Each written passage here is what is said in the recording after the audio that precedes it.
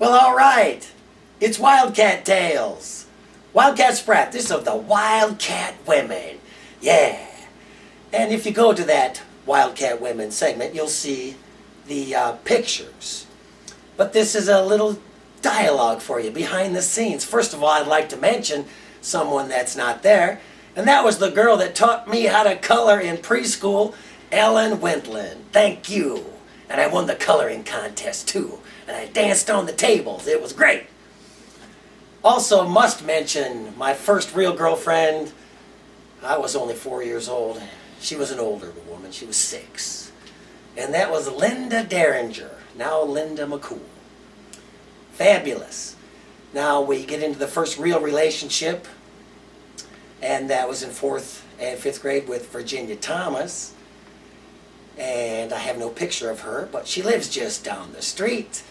And also the big deal on that was I saw the Beatles on Ed Sullivan at her house on television. You know, it was February 9th, 1964, and I was there with all her sisters, and I knew something was going on that day. Okay, looking at the pictures, you can see my junior high school girlfriend, Rosalind Lawrence. There's some cute little pictures from the old photo booth down at Woolworth's downtown, and then you can see she came out to see me in Hollywood about 15 years later, and she hadn't changed a bit. She was fabulous. Okay now, in high school, I had that one little picture of Leslie Wheeler. She had hair down to her waist.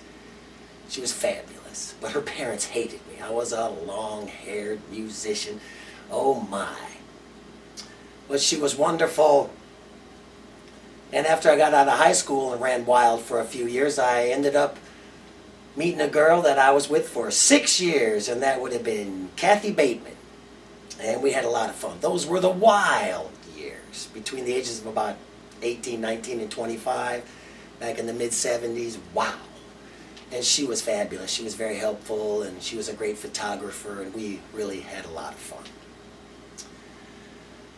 After Kathy and I split up after 6 years of living together, which is quite the record, I ended up in a relationship with Lisa Taylor from Central City.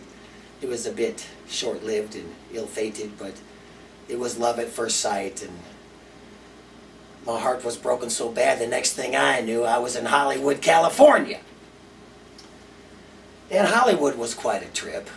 Those were the years between 82 and 88. A lot of fun. But I ended up with a girl who was just fabulous. Anastasia von Spatel, also known as Stacy Jacobs, descended from Hungarian royalty. This girl was fabulous. An artist, a musician, a singer, a poet. She knew everything about restaurants and clothes. She had dressed the stars like John Travolta and Olivia Newton-John. And we just partied from San Francisco down to San Diego into Mexico and had more fun than anyone. And that was a lot of fun.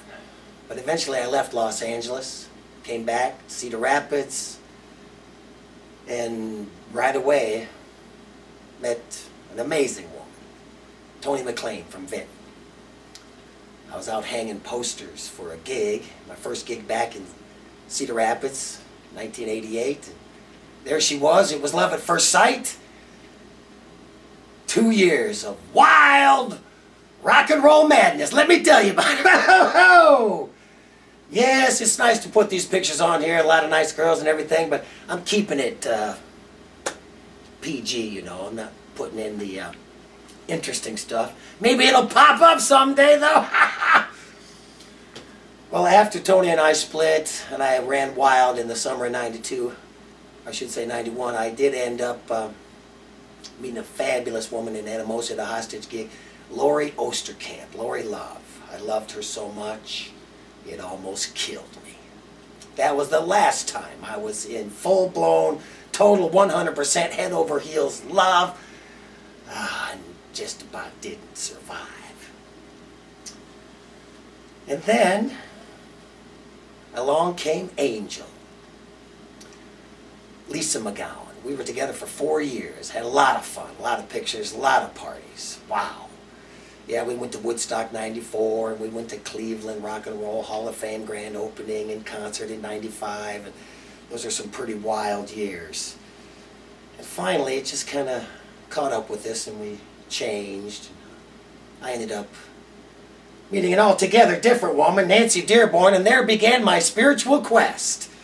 And I was involved at Unity Church and all the choirs and the churches and the schools and the libraries and the museums, and I was off on this spiritual quest working with youth groups, and oh my, that was some of the best years. That was 98, especially 97, 98.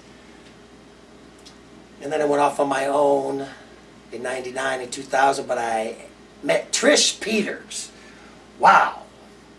What a wild woman, full of passion, really smart, Mensa smart, Mensa society. She was an interesting person to have a conversation with. We broke up on every date. A